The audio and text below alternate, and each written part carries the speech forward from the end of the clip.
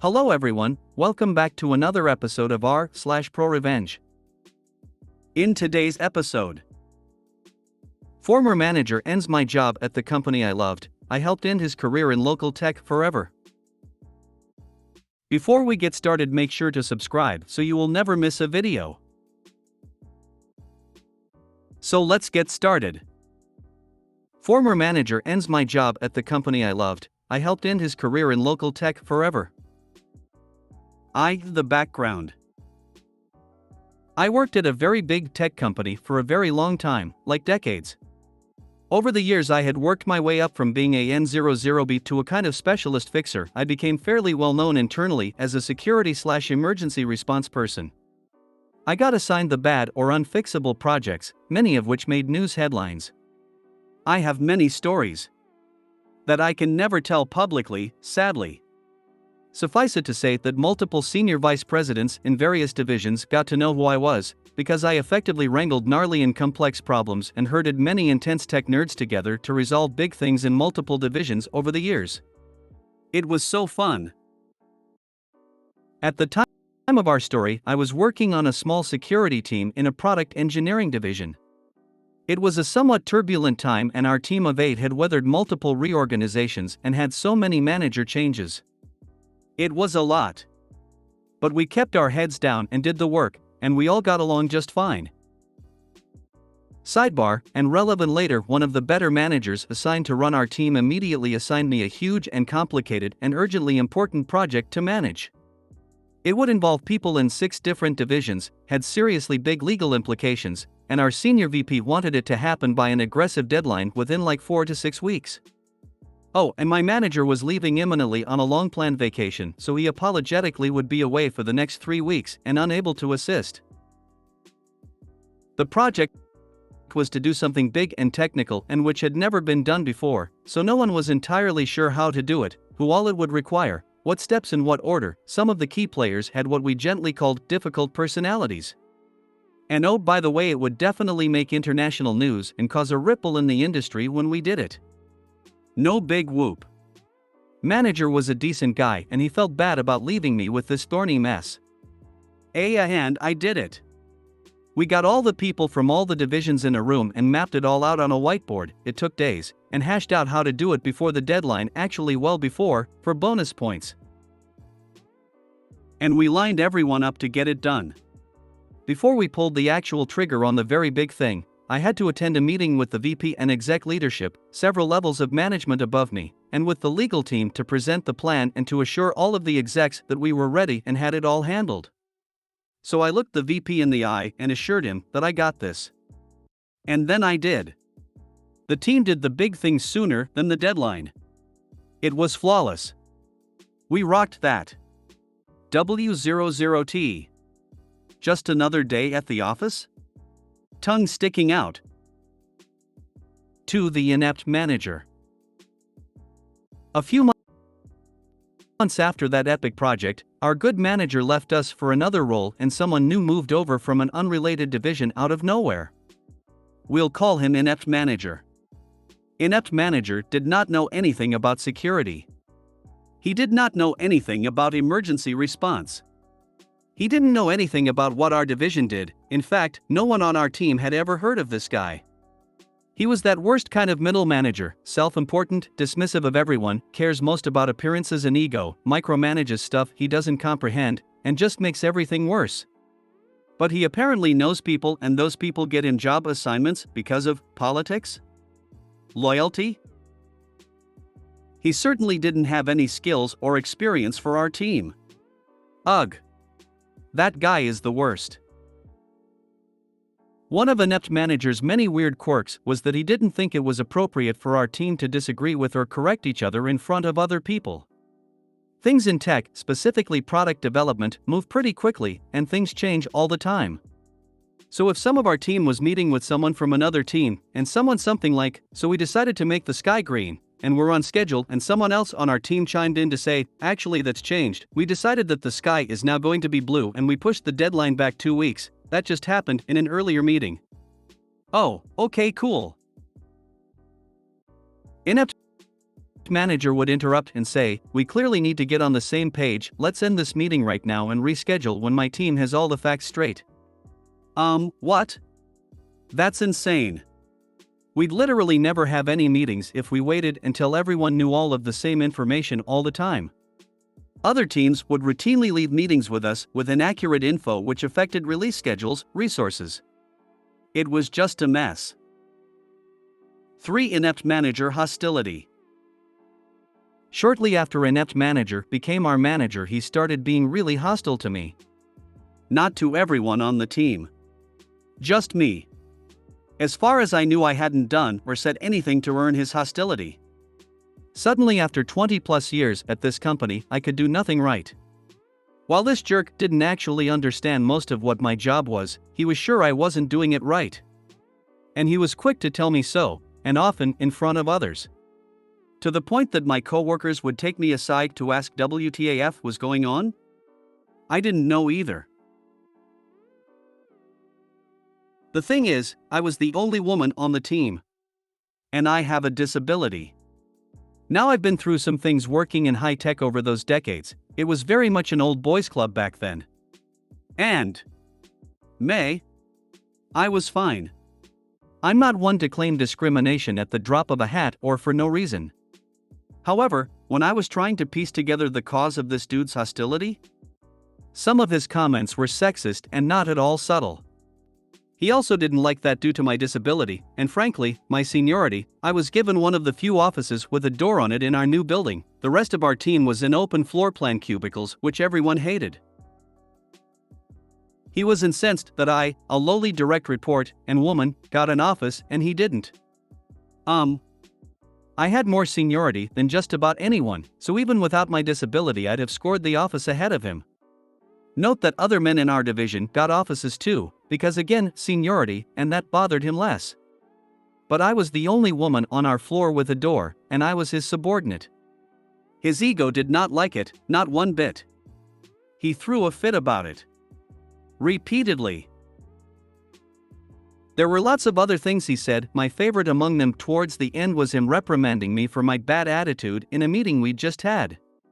Inept manager had told me beforehand not to say anything during that meeting, because he was insisting on sharing incorrect information again and he knew I'd want to correct it, so I sat quietly and kept my eyes on the PowerPoint presentation or the floor nearly the whole time. When I asked him how I'd had a bad attitude when I hadn't said anything as he'd requested, "I didn't like the look on your face." Okay, dude. After realizing there was nothing I could do to make this guy happy with my work and to lose his hostility, I finally went to HR to go on the record. I knew they'd do fuck all about it, but I wanted to document it at least. So predictably they told me to work harder at getting along with inept manager, and because it wasn't my first rodeo, I went back to my office and emailed HR saying thanks for meeting with me about my concerns about inept manager. I fear his bias and misogyny will reflect negatively in my next performance review. HR should be aware that there is a real problem here and I hope you'll take steps etc., etc. Which, of course they didn't. But now it was on the record. 4. The axe falls.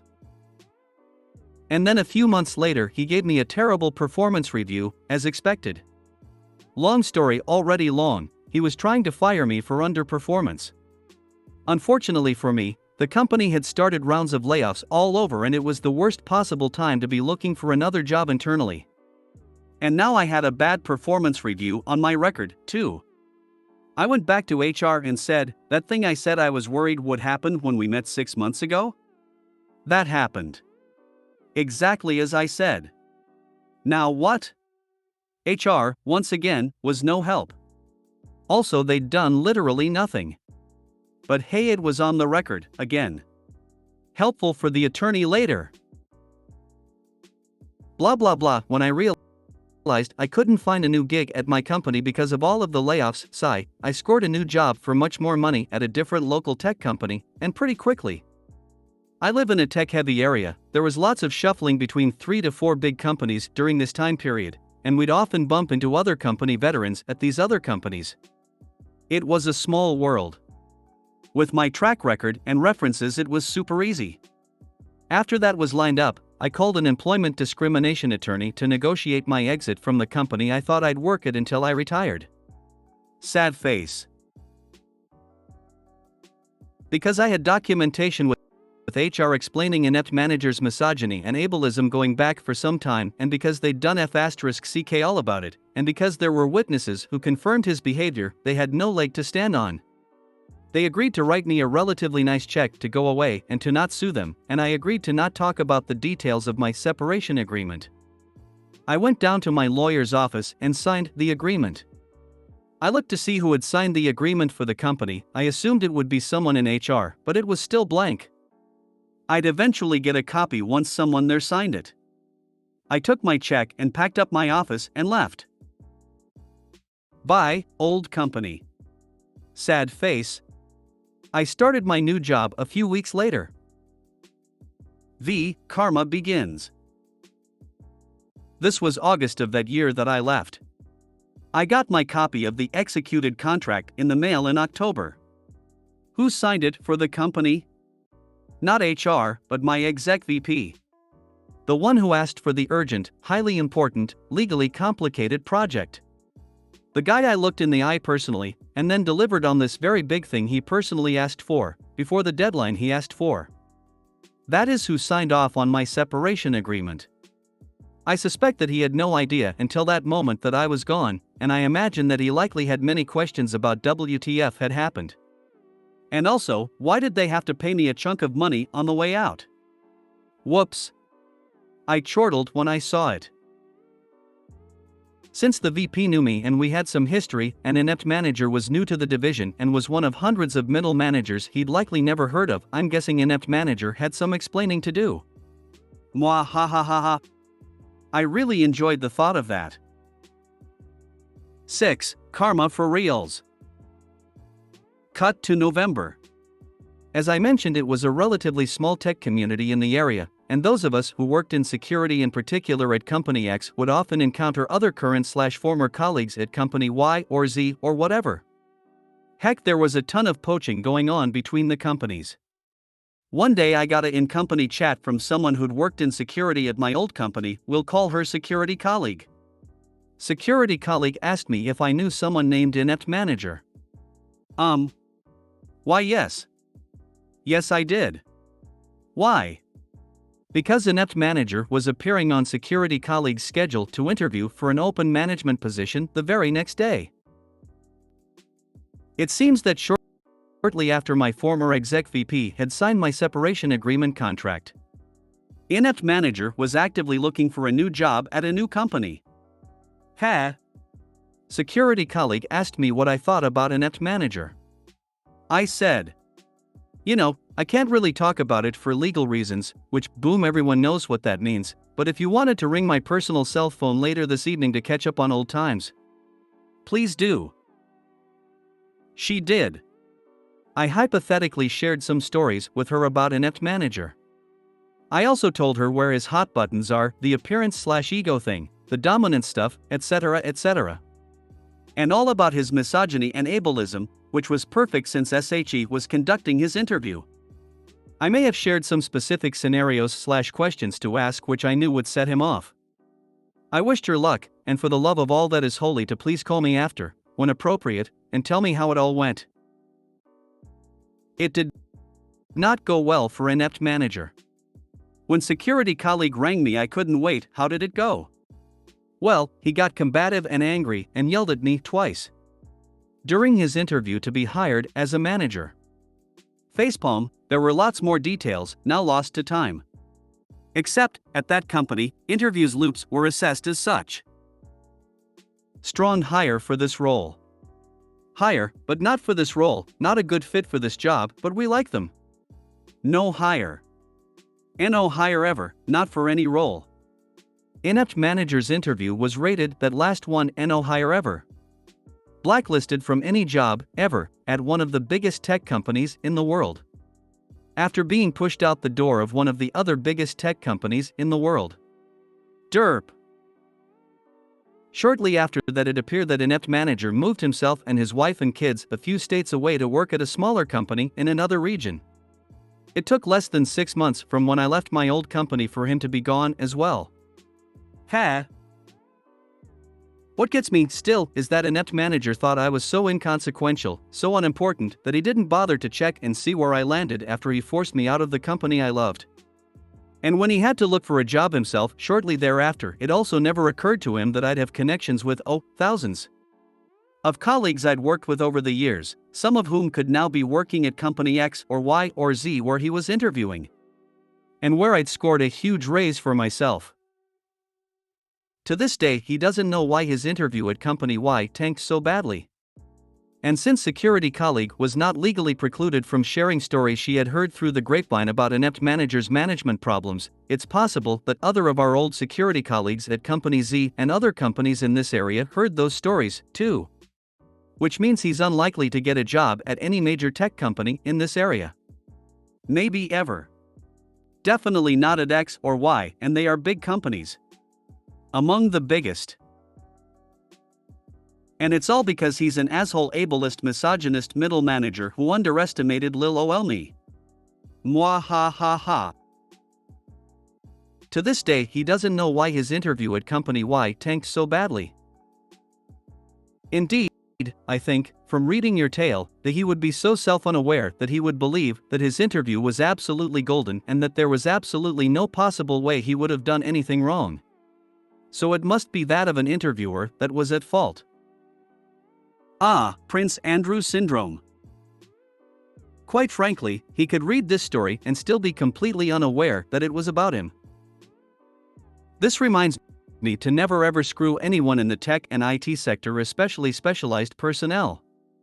I'm also a web developer and currently studying software engineering. A lot of those so-called managers make the same mistakes and think they can do whatever they want.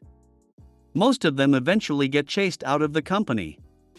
Middle management needs to die off. Industries and business functions exchange middle managers and up more often than anyone realizes, many of which become sweet.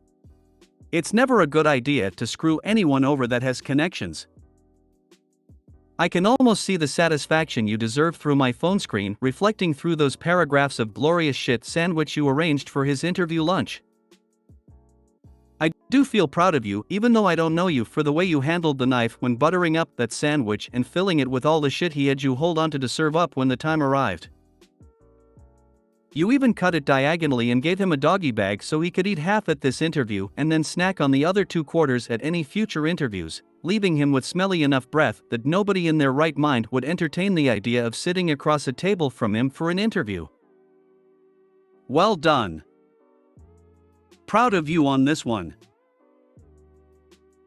I was hired by a TLA as a cybersecurity specialist only to be moved, TM, 6 months later to a disk backup role for absolutely no reason, just this company liked to move people around. My manager at the time was like, "It's all the same, you're still a specialist." I was like, no, I can hardly spell backup. Middle managers at large IT companies literally can kill the business. If you made it to the end of the video, thanks for watching. Don't forget to like, subscribe and share, and we will see you in the next video.